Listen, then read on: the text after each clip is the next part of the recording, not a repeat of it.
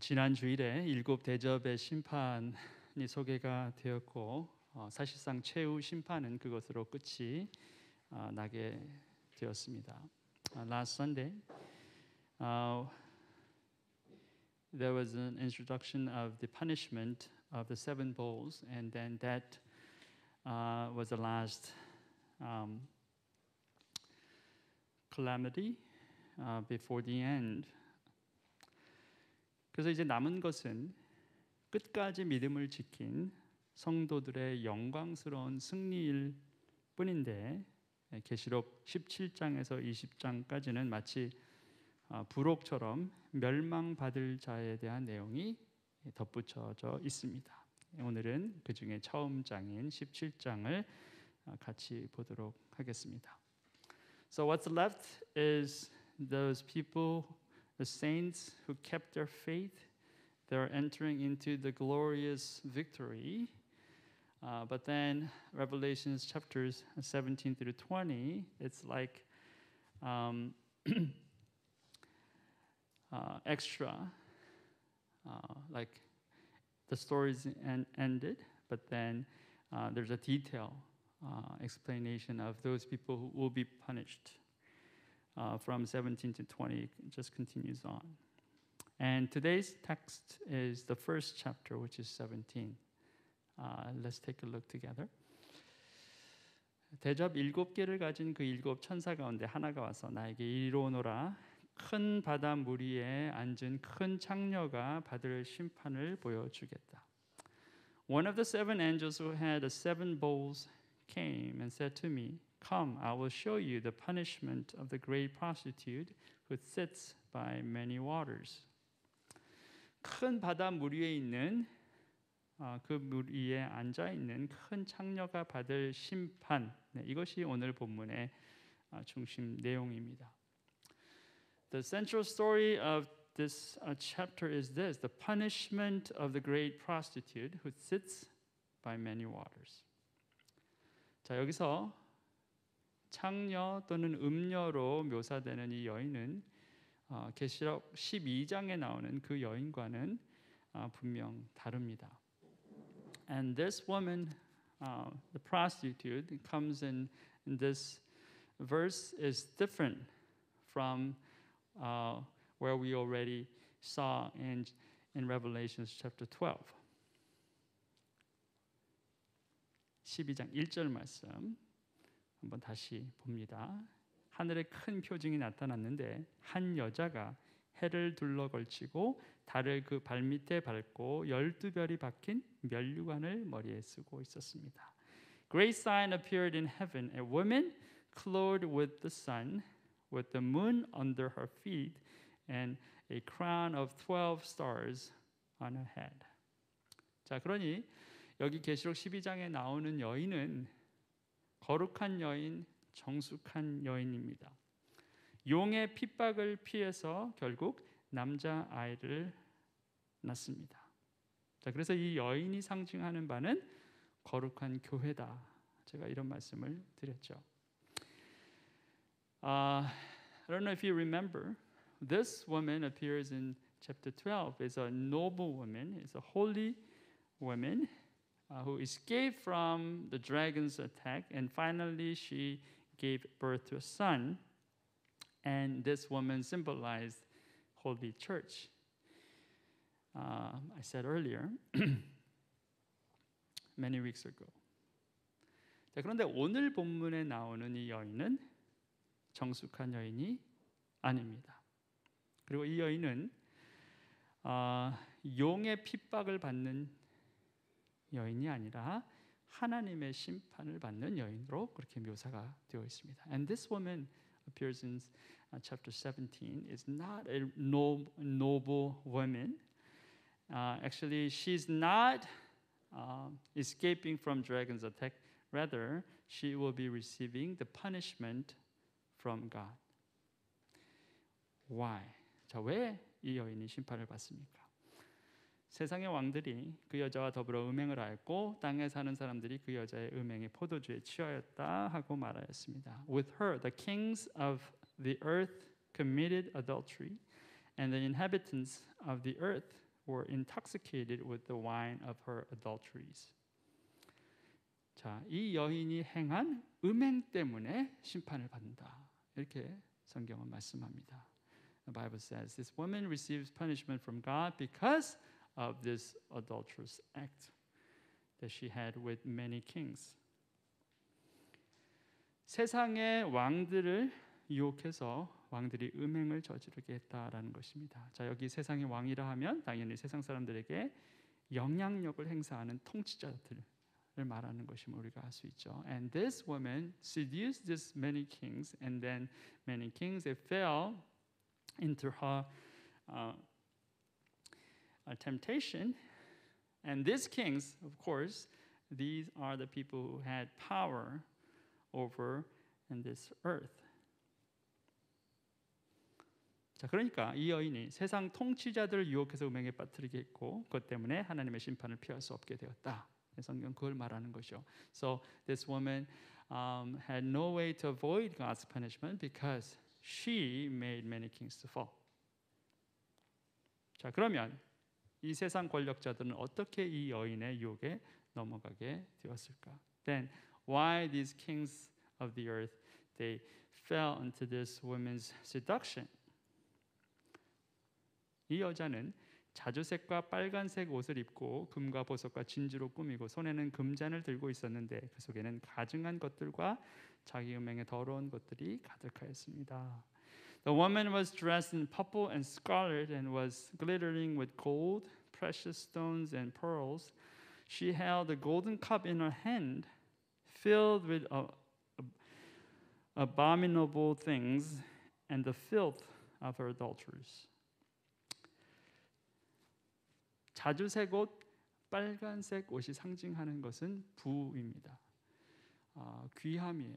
그래서 당시에 자주색 옷이나 빨간색 옷을 입을 수 있는 사람들은 귀족이나 왕 같은 왕족이나 이런 사람들밖에 없었습니다. 금이나 보석, 진주도 다 마찬가지죠. 귀한 물건이고 누구나 다 소유할 수 있는 그런 것들이 아니었죠. Purple clothes and scarlet clothes they symbolize the preciousness. I mean, it's very, very expensive and precious clothing. No normal people can just like wear it whenever they want to. It's only for the nobles and maybe for their king's family.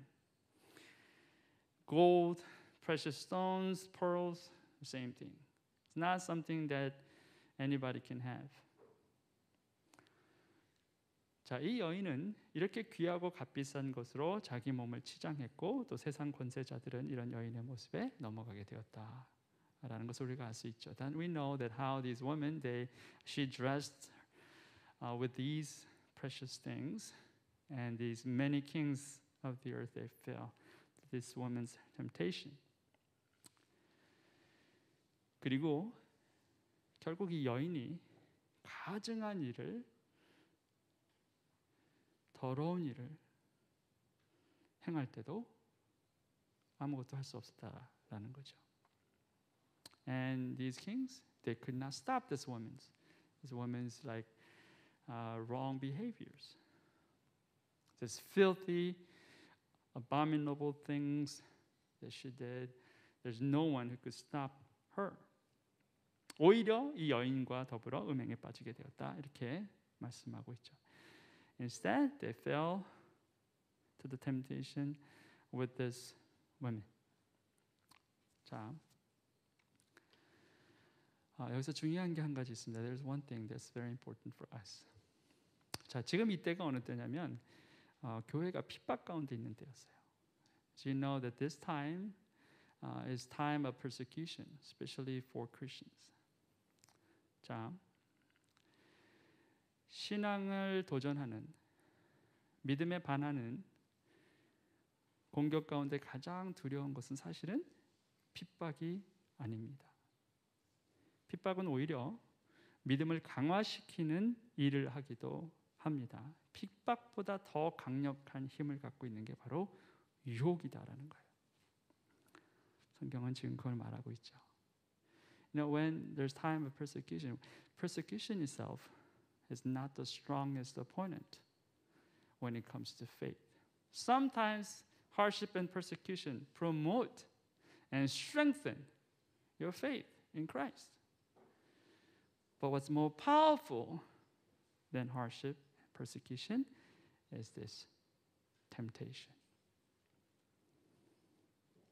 유혹은 타협을 부추깁니다. 그리고 타협은 우리를 멸망으로 가는 길목에 서게 만들죠. Temptation promotes compromise, and sometimes with compromise after compromise, we find ourselves standing at the gate of destruction, the road to destruction.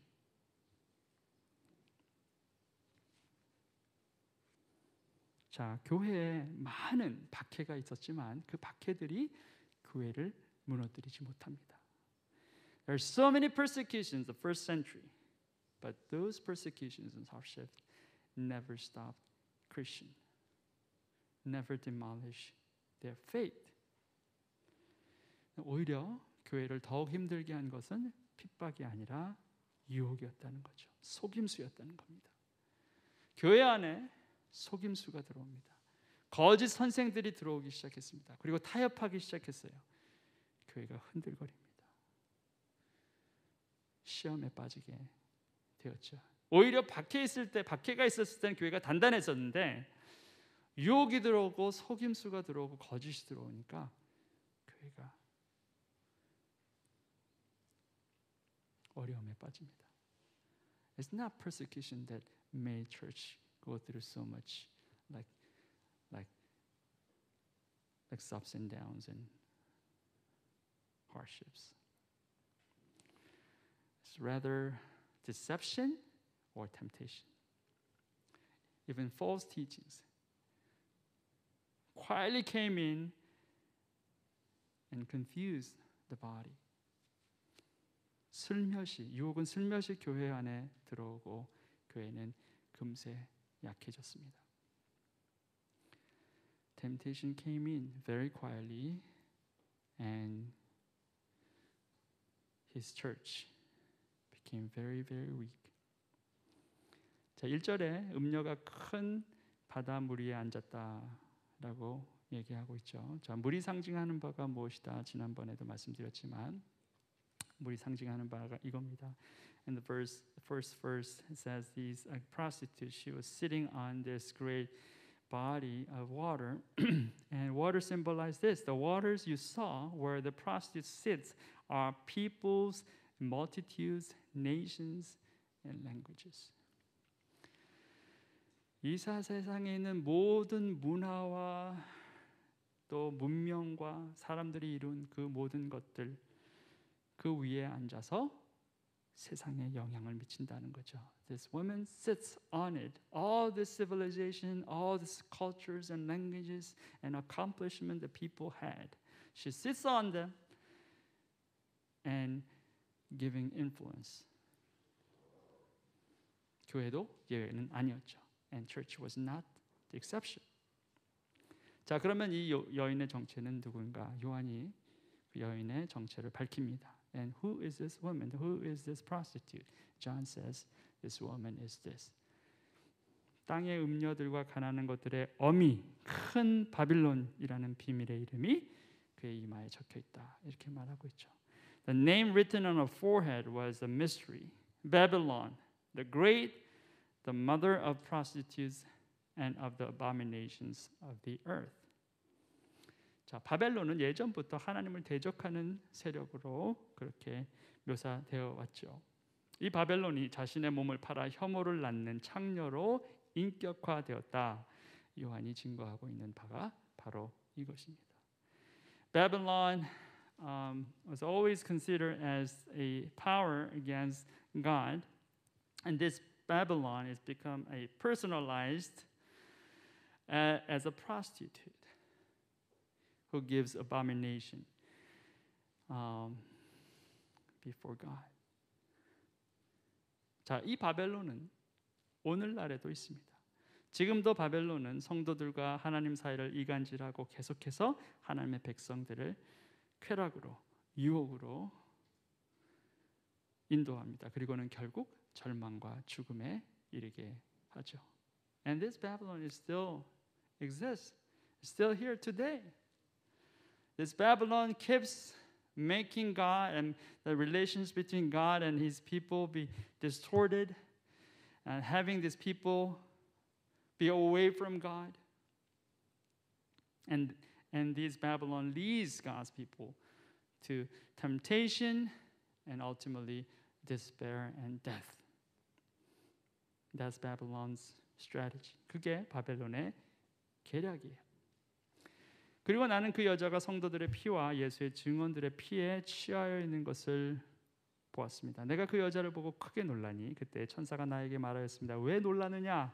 나는 이 여자의 비밀과 이 여자를 태우고 다니는 머리 7과 뿔 10이 달린 그 짐승의 비밀을 너에게 말하여 주겠다. I saw that the woman was drunk with the blood of God, a holy people, the blood of those who bore testimony to Jesus.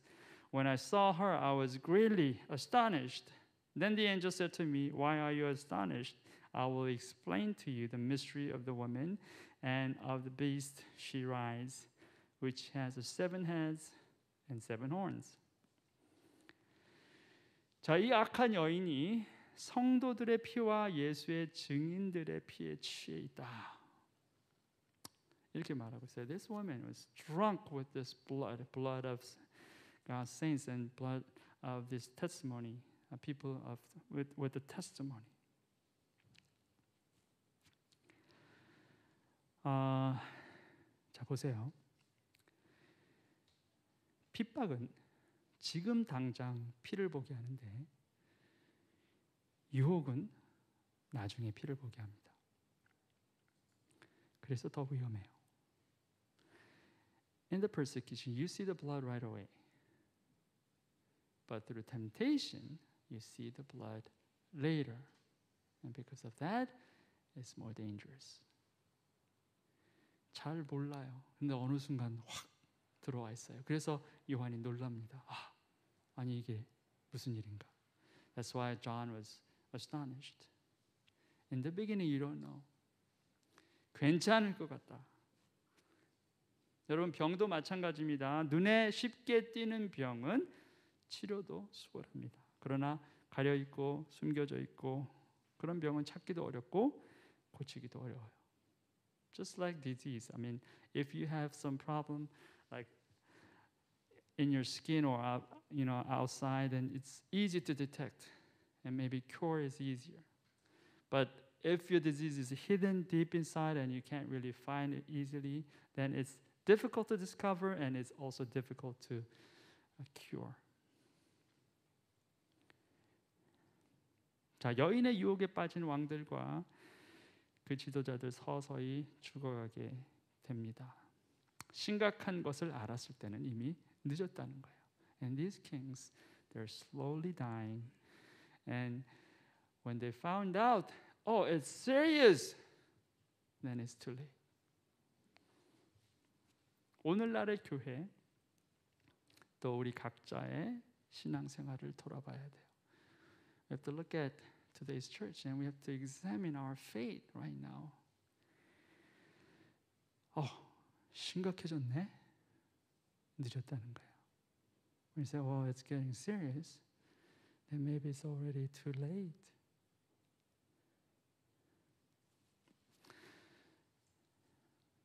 자, 우리가 잘 알고 있습니다. 개구리를 뜨거운 물에 바로 집어넣으면 개구리가 튀어져 나오는데 개구리를 찬물에 넣고 천천히 온도를 높이면 개구리는 그 물에서 삶아져요. 온도 변화를 잘 못 느끼기 때문에 그렇습니다. You know that if you put a frog in the hot water, it will jump out. But if you put the frog in the cold water and slowly increase the temperature, and you find this frog will be boiled. Because it cannot just detect the temperature change.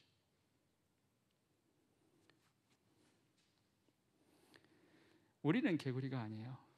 We're not frogs. 그런데 개구리처럼 살 때가 많다는 거예요. 그게 문제예요. The problem is we live like a frog. 분명히 경고도 있었고 분명히 위험 신호도 여러 번 하나님이 보내십니다. 근데 계속 무시해요. 괜찮다고만 해요. 나중에라고 합니다. 지금 당장 급한 것부터 해결해야 된다고 합니다. God kept sending you a warning signals, warning after warning. But you keep saying, God, it's okay. I'll do it later. There are so many things I have to do now. There are so many urgent things that I have to do now. And you neglect that's important.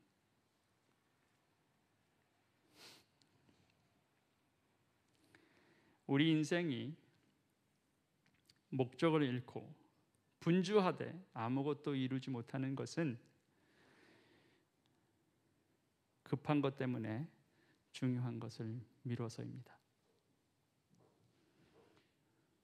우리의 우선순위는 급하고 중요한 게 아닙니다. 제일 먼저 가야 할 우선순위는 중요한데 급하지 않는 겁니다.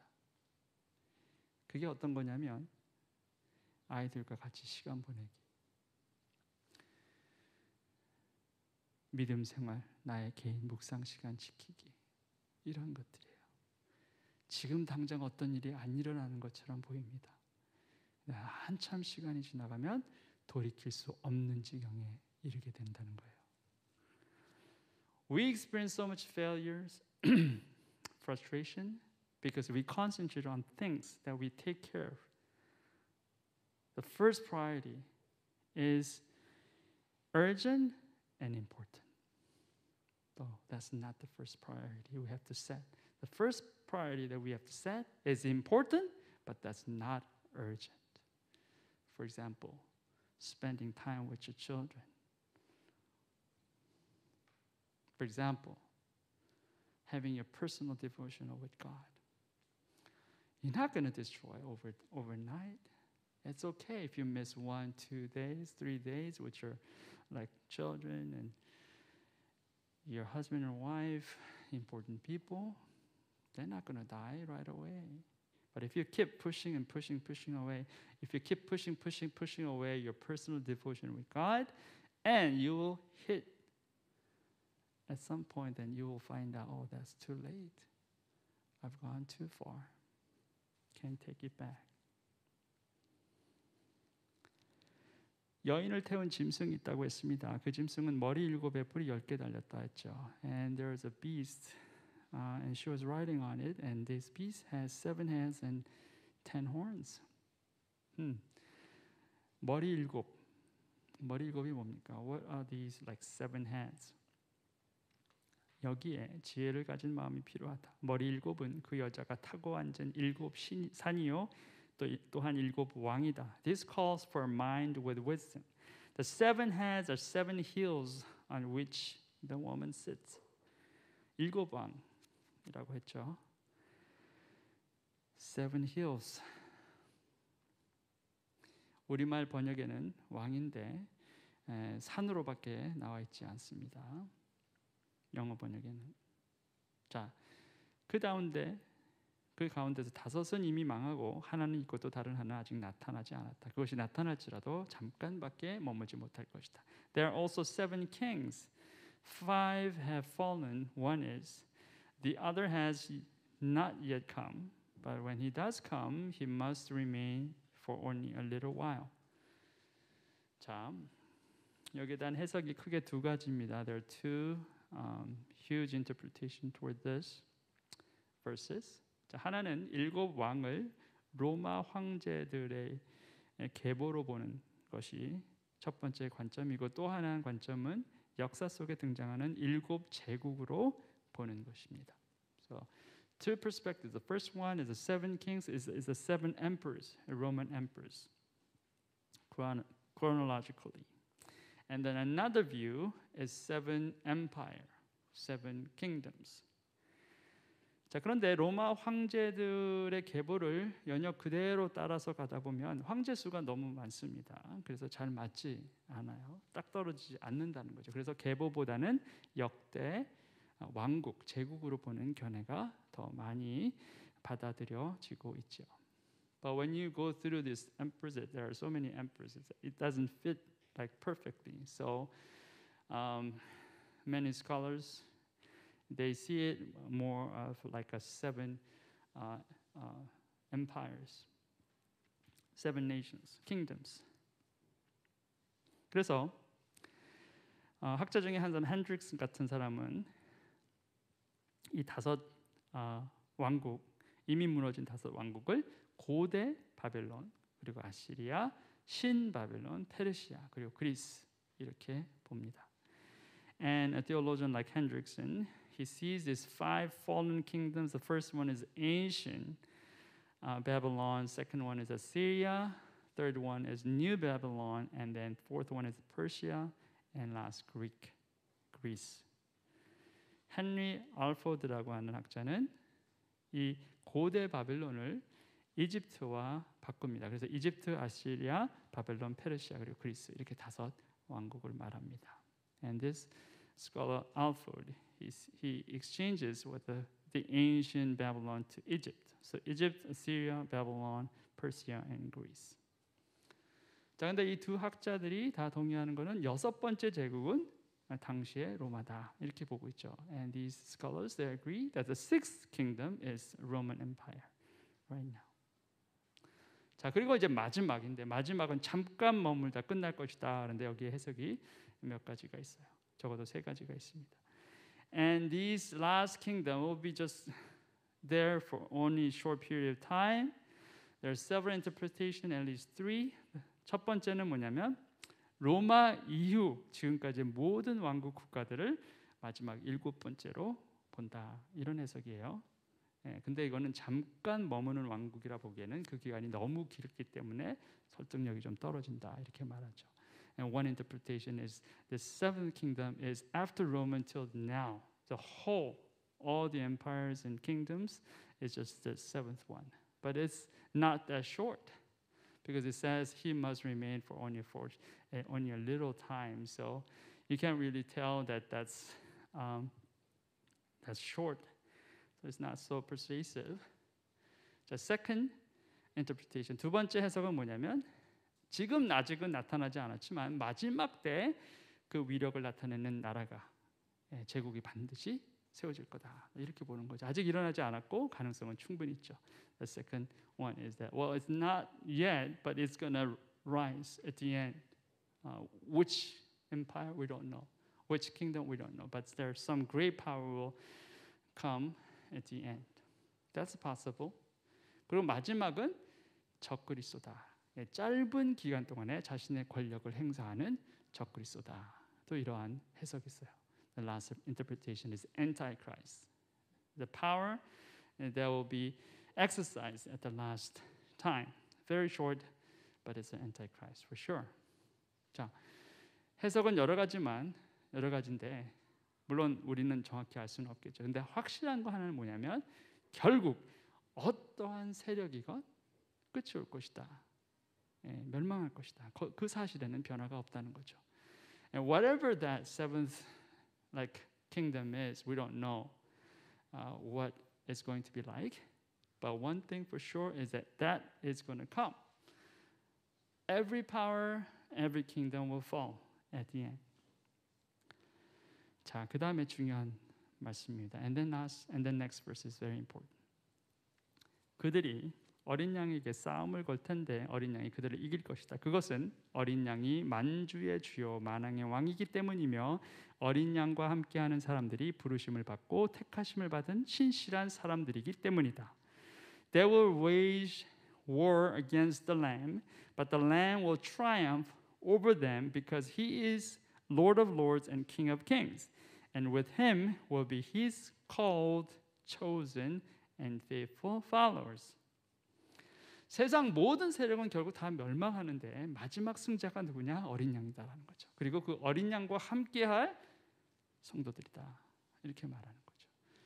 Every kingdom will fall, every power will fall, but the Lamb is the final victor. And those who follow the Lamb will be joining the victory. 그리고 이 어린 양이 마지막에 승리하는 이유는 그가 만주의 주요 그리고 만왕의 왕이기 때문이다라는 거죠. And the reason why this lamb will be victorious at the end is because he is the Lord of lords and King of kings.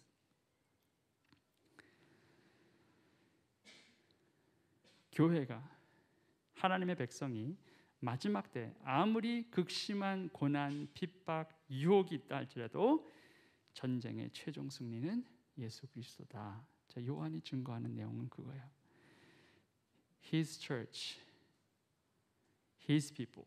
No matter how the persecution is severe and no matter how temptation is great, His church will be victorious because the final victor is Jesus Christ. 만주의 주 위대함, 능력 그것을 상징합니다. 만왕의 왕 주권과 권위를 상징합니다. Lord of Lords symbolize greatness and power. King of Kings symbolize sovereignty and authority. 그래서 어린 양이 이 모든 것을 갖고 계시기에 승자가 되신다라는 거죠. The Lamb has all these things, so He will become the final victor. 자, 그런데 이 구절에서 우리가 특히 눈여겨봐야 할 부분이 있습니다. And there is a phrase that we should really pay attention to. 마지막 부분이에요. 부르심을 받고 택하심을 받은 신실한 사람들. Called, chosen, and faithful people.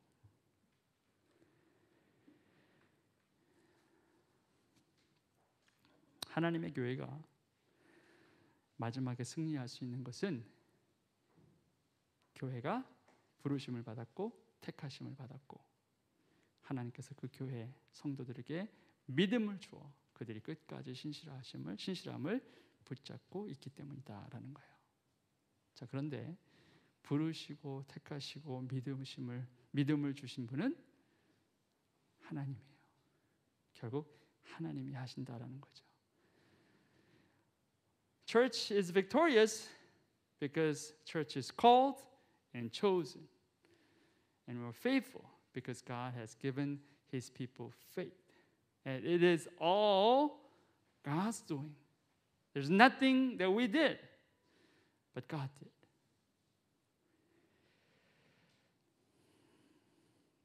우리가 자랑할 것이 없다는 거예요.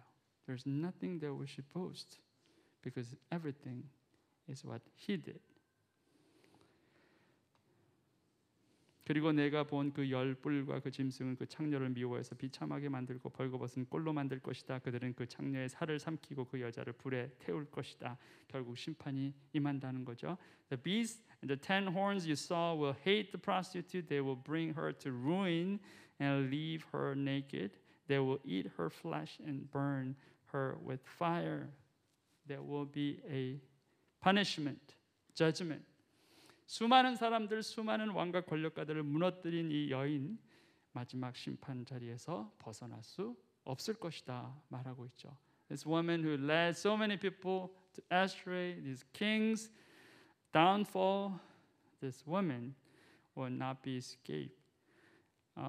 able to escape from God's judgment. 하나님께서 당신의 말씀을 이루실 때까지 당신의 뜻을 행하려는 마음을 그들에게 주셔서 그들이 한 마음이 되어 그들의 나라를 그 짐승에게 주게 하셨기 때문입니다. For God has put it into their hearts to accomplish His purpose by agreeing to hand over to the beast their royal authority until God's words are fulfilled.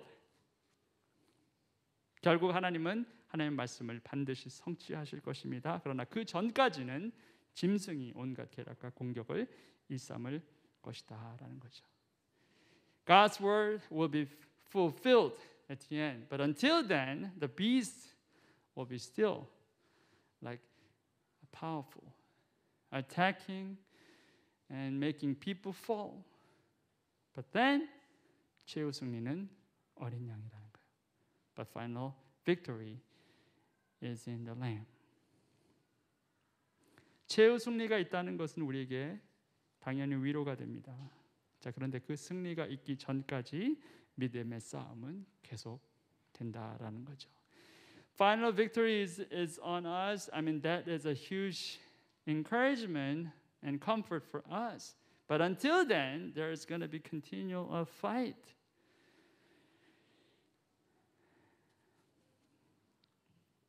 여기서 중요한 게 뭐냐면 부르심, 택하심, 신실함. 하나님의 백성이 마지막 승리를 경험하기 위해서 집중해야 될 것이 바로 이거라는 거예요. The things that we have to focus on until the end is these three things. Calling and His choice and faith. 교회는 하나님께서 불러주셨기 때문에 교회가 되는 거예요. 교회라는 이름 자체, 에클레시아가 뭐냐면 부르심을 받았다, 불렀다 이거예요. 그 얘기는 뭐냐면 교회는 부르심이 없으면 아무것도 아니라는 거예요. Church, the word Greek ecclesia means called out. That means if there's no call, then there's no reason for the existence of church. 하나님의 백성은 부르심이 있어서 우리가 택함 받은 것을 알게 돼요. 그리고 그 믿음을 끝까지 지키는 겁니다. 그 얘기는 뭐냐면 하나님의 성도도 똑같이 부르심을 모르면 헛신앙생활을 하는 거라는 거예요. And even God's people, call comes before that God has chosen. God has called you and you realize that you are called and you are chosen by God and then you keep your faith. That means if you don't know your call, then you're not really living your life to the full extent. 그런데도 우리는 하나님의 부르심에 대해서 그렇게 진지하게 생각하지 않는다는 거예요. Even then, we don't really see this call seriously.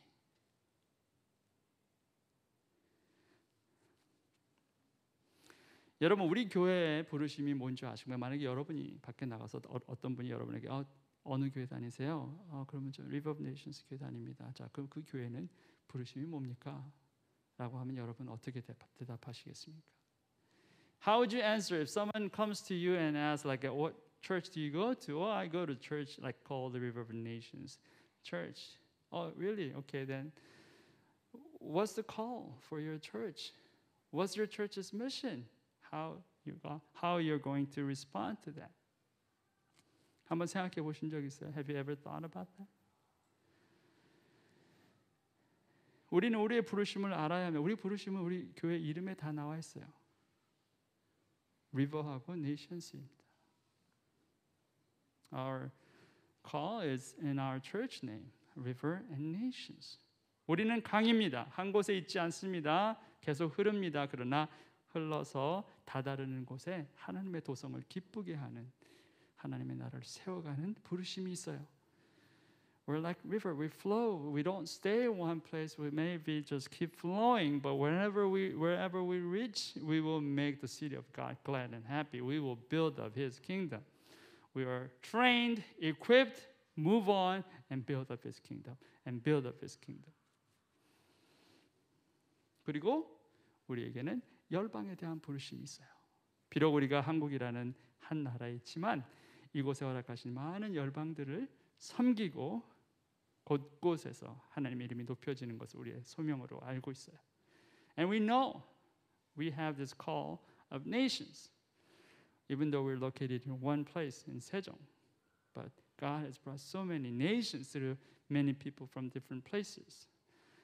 And that's our call. We have to keep like encouraging them and loving them and serving them so that they will just continue on and build God's kingdom wherever they're going, wherever they're going back.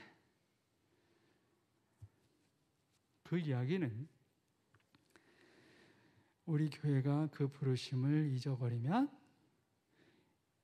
존재할 이유도 사라지는 거예요. And if we ignore that call, then there's no reason for us to exist. 여러분은 어떠냐는 거예요.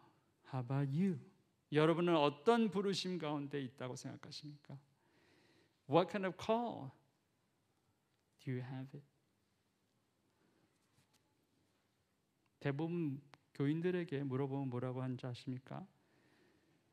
많은 사람들이 잘 모른다고 그래요.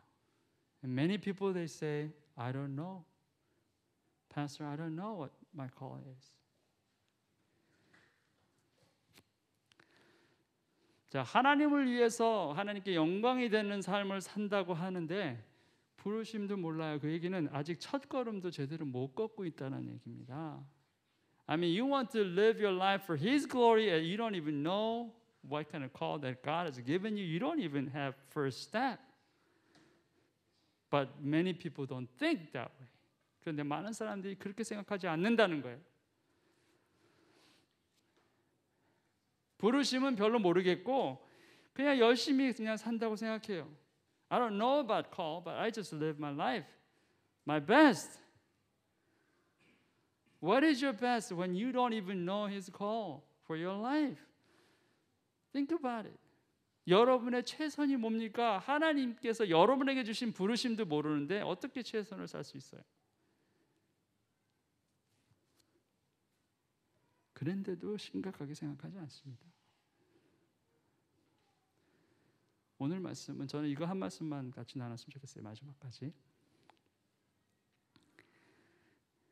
지금까지 어떻게 살았건 중요하지 않는다고 한다면 지금부터는 중요해요. 들었잖아요. If your life, I mean past life, it doesn't count, okay, then from now on, it's important. It counts because you have listened.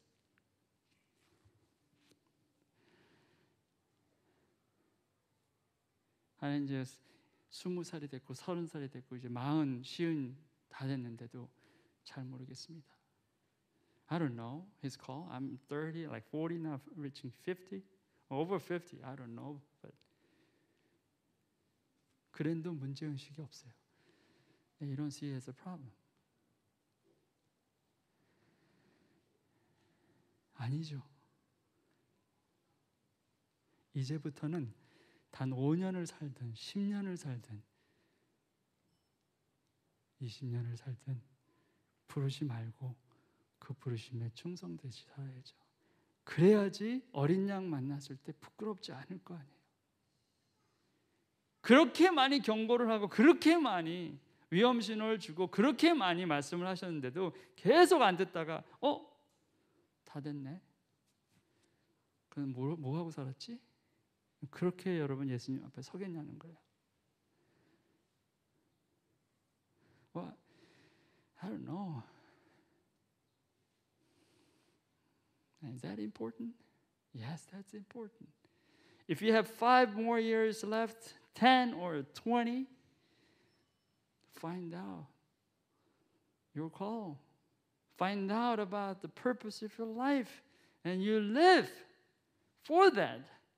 That's why you're not going to be shameful before you stand, when you stand before the Lamb. God, at least I did not waste my life fully. 적어도 하나님 제 인생을 송두리째 허비하고 살지는 않았습니다. 지금이 그날이 되어야 합니다. 만약 그 부르심에 대해서 아직까지도 진지하게 생각하지 않았다면 Today should be the first day. If you never thought your call as serious as this,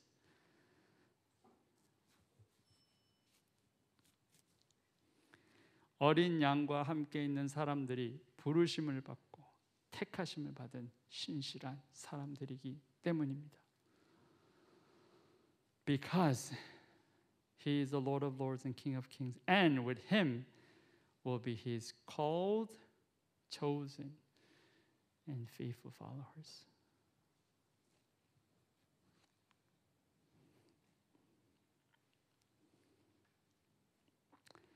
부르심을 알아야 택하심을 잊지 않고 그래야 끝까지 신실하게 믿음의 경주를 완주할 수 있습니다.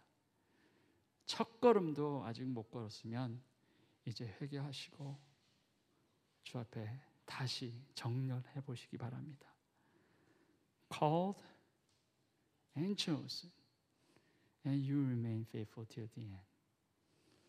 If you don't even know your call is, now repent and stand before God and ask God to help you.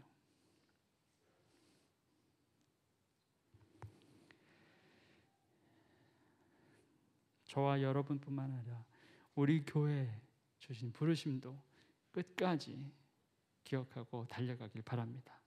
I really hope and pray, not only just you and I, but as a church too, we will never forget His call for us, and we will run faithfully till the end. 아멘. 기도하시겠습니다. 하나님, 저희들에게 부르심의 중요성을 다시 한번 알려주셔서 감사를 드립니다. Thank you for teaching us how important the call is for us, Lord. 주님, 너무 바삐 살았습니다. 급한 것 해결하느냐, 중요한 거 놓쳤고, 정신없이 사느냐, 내가 무엇을 위해 부름받았고 어떤 목적을 위해 지음받았는지 잊어버렸습니다. 주님 용서해 주시고 이제 다시 주 앞에 정렬하기 원하오니 주여 은혜를 내려 주시옵소서. Lord, maybe we're so busy, we're so mixed up with priorities. We happen to choose what was urgent, not what was important for us. We kept on pushing away things that are so crucial for us. Lord, we want to come before you. We want to set our priority straight and right, and we want to follow you and obey you. Have mercy on us and lead us step by step, Lord. 마지막까지 주의 부르심을 잊지 않고 믿음의 경주를 완주하는 저희 모두가 되도록 도와주시옵소서. Father, we pray that you will help us finish our race till the end without losing the sense of call and sense of purpose for our lives. In Jesus' name, 예수 그리스도의 이름으로 기도드립니다. 아멘.